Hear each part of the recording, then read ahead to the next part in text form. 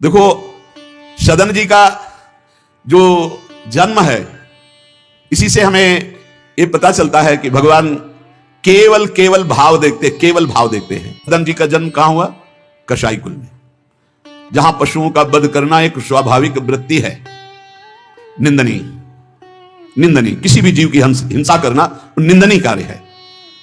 देखो, पर कभी कभी ऐसे महापुरुषों का प्रभाव प्रकाशित होता है कि कुल कर्म छू भी नहीं सकते। सदन जी जैसे स्वर्ण कसौटी पे कसा जाए तो खरा निकले, ऐसे खरे महाभागवत थे। उनके हृदय में एक बार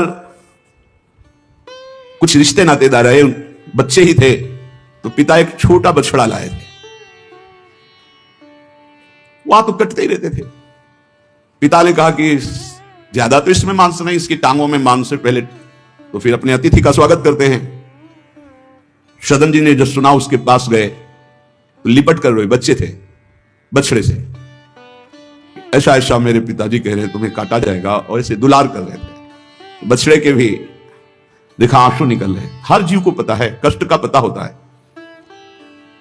तो उसने कहा एक भागवतिक महापुरुष का जीवन बदलना है, इसलिए मानो बछड़े ने कहा कि तुम अपने पिताजी से कह दो, उचित तो यह है कि पहले मेरी गर्दन काटे। तो सदन जी ने कहा ऐसा क्यों? बोले क्योंकि मैं पूर्व में ऐसा था, तुम्हारे पिताजी पशु थे और मैंने इनकी गर्दन उड़ाई है, तो मैं अब पशु बना हूं, इनसे कह दो तुम्हें गर्दन ही काटनी चाहिए, पहले जिंदा टांग मत काटो, मैंने तुम्हें इतना कष्ट पूर्व में नहीं दिया था, सीधे गर्दन काटी थी। इसका मतलब जो कर्म किया जाता है उसका फल मिलता है पक्का। मैंने पूर्व में तुम्हारे पिता की गर्दन काटी थी इस जन्म में, इसीलिए मुझे पशु बनना पड़ा, और तुम्हारे ही पिता मेरी गर्दन काटेंगे पक्का, तुम रोक नहीं सकते क्योंकि वो विधान है। पर वो पहले टांग ना काटे, पहले गर्दन काटे। अब ये घटना उनको बहुत चुही। जीव को अपने कर्म का फल भोगना पड़ता है जन्म जन्मांतरों में। बच्चे ही थे, कुछ संत मंडली जा रही, यही है मत की रति गति भूति भलाई, जब जय जतन जहां जय पाई, सो जानो सत्संग प्रभाव। सत्संग का एक अमोघ प्रभाव होता है। वो संतों के सामने गए, चरणों में लौट गए, बालक थे। संत जनों ने उठो उठो बच्चे, तो रोते हुए बोले कि हर कर्म का फल जीव को भोगना पड़ता है, कोई ऐसा साधन है जिससे कर्म का फल ना भोगना पड़े और जीवन मुक्त हो जाए, जीव मुक्त हो जाए? उनका भगवान का निरंतर नाम रटना, श्री हरि हरि नाम निरंतर रटे और स्वयं किसी जीव को कष्ट ना दे और संतों का संग करता रहे तो जीवन मुक्त हो जाएगा। बस छोटे से बालक सदन जी में बात बैठ गई, बस अंदर शुरू कर दिया, हरि श्री हरि श्री हरि श्री हरि। संतों की बात मान ले तो परम पद जेब में है। अब पिताजी जब तक रहे तब तक वो वध करते रहे जीवों का, लेकिन सदन जी ने कभी किसी का वध नहीं किया। वो कुल परंपरागत मांस खरीद लाते और उसी को मुनाफा करके बेचते और परिवार का पोषण करने लगे। एक दिन ये रास्ते में आ रहे थे तो किसी साधु का बटुआ ढीला होगा तो शालिग्राम भगवान गिर पड़े थे। इन्होंने उठाया कि अच्छा चमकता हुआ कोई पत्थर है, शालिग्राम भगवान को लाए तो उन्होंने अंदाज में कि आधा 1 किलो के वजन का काम तो करेंगे, तराजू में रख दिया। हरि श्री हरि श्री हरि श्री हरि, हर समय नाम जपना। ये तो बचपन से शुरू था संतों की कृपा से, और भगवान से अंदर से समर्पण था। ये नहीं जानते थे कि शालिग्राम भगवान है, देखा ही नहीं था कभी भगवान के शालिग्राम रूप को। अब जैसे कोई कहता कि 5 किलो दो तो 5 किलो शालिग्राम बन जाते, 2 किलो तो 2 किलो दो। अब तो बहुत बढ़िया काम की बाट बदलने की जरूरत नहीं, एक ही बाट में जितना मांगो उतना दे देंगे और ठीक वजन उतना ही होता, कभी किसी को संशय नहीं हुआ। एक दिन वो संत समागम करते ही थे तो एक संत भगवान आए। कोई इनके यहां ये भेद नहीं मानता था कि अमुक कुल के, क्योंकि इतने महाभागवत थे। संतों के चरणामृत लेना, उनके पास बैठकर सत्संग करना, तो संत जन इनके यहां आकर के बैठते थे। इनके यहां आकर के थोड़ी देर भगवत चर्चा, बड़े उच्च कोटि के भाव सदन जी के प्रकाशित थे। तो एक संत भगवान ने देखा कि ये तो बड़े सिद्ध शालिग्राम है, इनमें तो चक्र का चिन्ह भी है और ये इससे मांस तोलते हैं। अश्रुपात होने लगे संत जी के, ऐसा अनर्थ करते हो तुम, भगवान के भक्त हो। संत जी ने सदन जी से बताया कि जानते हो तुम्हारे बांट नहीं है, स्वयं शालिग्राम भगवान है, और इतना घृणित कार्य की तुम इनसे, एक तरफ मांस और एक तरफ शालिग्राम। बड़ी उनको व्यथा हुई। सदन जी ने कहा मुझे कुछ पता नहीं, मैं नहीं जानता, मेरे लिए तो ये बहुत सिद्ध बांट है, मैं जितना ग्राहक मांगता है उतना ही, आधा किलो तो आधा किलो, 5 किलो तो 5 किलो बन जाते हैं। आप देखो अपने कुल कर्म को कर रहे हैं और नाम जप कर रहे हैं, और संतों की कृपा है तो देखो कि अचानक रास्ते में भगवान शालिग्राम जी मिले थे। उन्होंने कहा अगर ये भगवान है तो आप ले लो, हम तो सेवा पूजा कुछ जानते नहीं, आप इनको ले जाओ। संत जी ले गए और देखो ये हृदय में बैठा लीजिए, संत मिले मतलब आखिरी जन्म हमारा है। विश्वास अगर कर ले, पक्का समझ लीजिए ये तुम्हारा विश्वास काम करेगा। इस घोर संसार सागर में जो हम डूब रहे हैं, तो भगवान भेजते हैं ब्रह्मवेत्ता संत महापुरुष का समागम, और जहां संत मिले तो आखिरी जन्म समझो इस संसार समुद्र से पार होने के लिए सुदृढ़ नौका संत समागम है।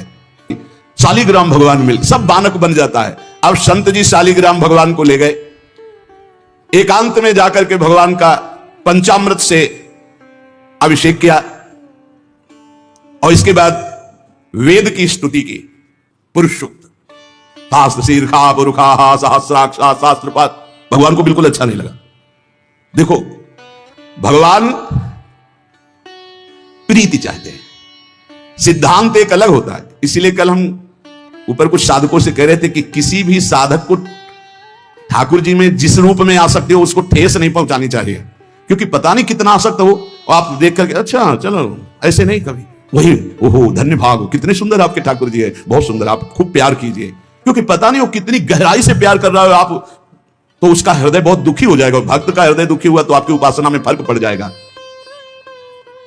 संत जी को लगा था कि कसाई कुल में जन्मे हैं, मांस का उधर पल्ला इधर ठाकुर क्या अपराध कर रहा है, उनको ऐसा, और बाहरी दृष्टि में लगता भी ऐसा ही है। उसी समय आकाशवाणी हुई, ए साधु मुझे ये तुम्हारी वेद स्तुति बिल्कुल पसंद नहीं, तुम्हारा ये पंचामृत स्नान भोग, ये सब तुम मेरे भक्त पर नीच बुद्धि करके मुझे लाए हो ना, ये मुझे तुम क्या समझते हो, वेद मेरी श्वासों से ही तो प्रकट हुए हैं।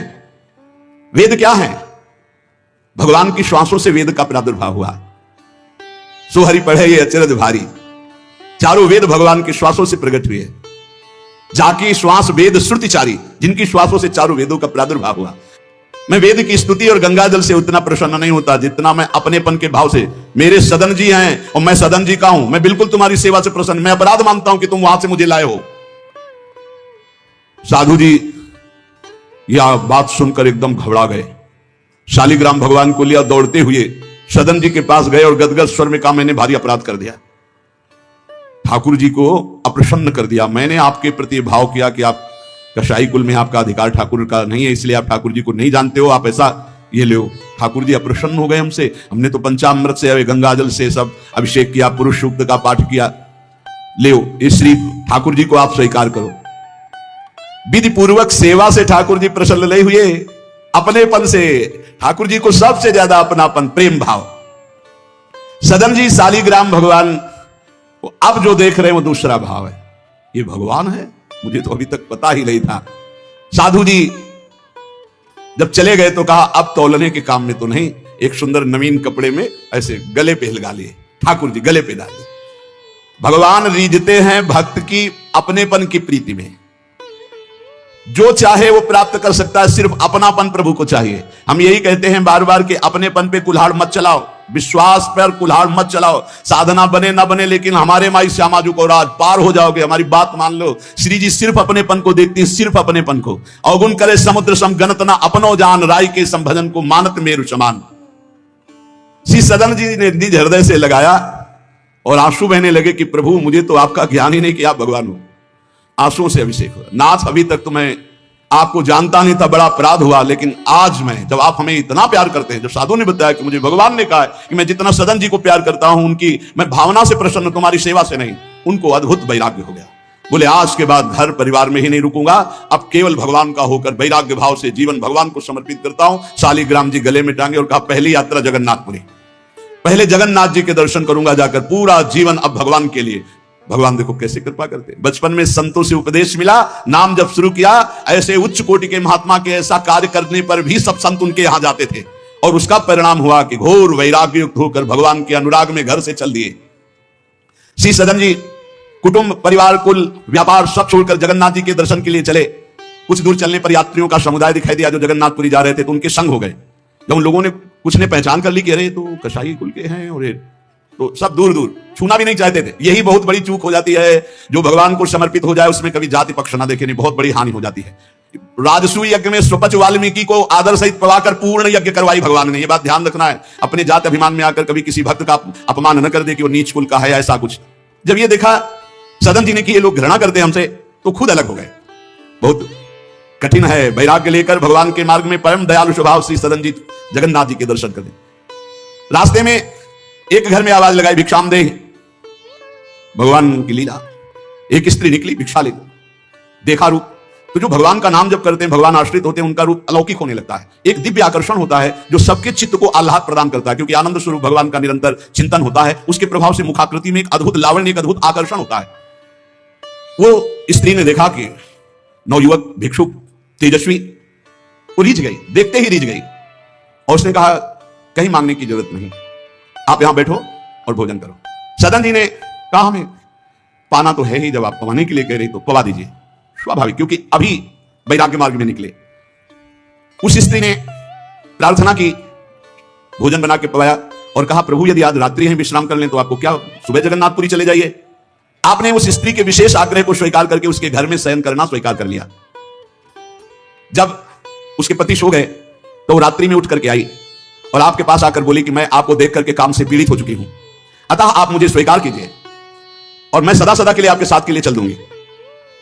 सदन जी ने कहा यदि तू मेरा गला भी काट डाले तो भी मैं तुझे स्पर्श नहीं कर सकता, क्योंकि तेरा पति है।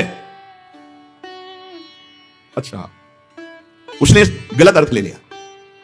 उसके भाव में आया कि अगर पति है तो ये स्पर्श नहीं करेंगे, अगर पति ना हो तो स्वीकार कर लेंगे। कुआ मदांधो मदना तो रोवा, अंधों में भी अंधा कौन है बोले, जिसमें काम जागृत हो जाए।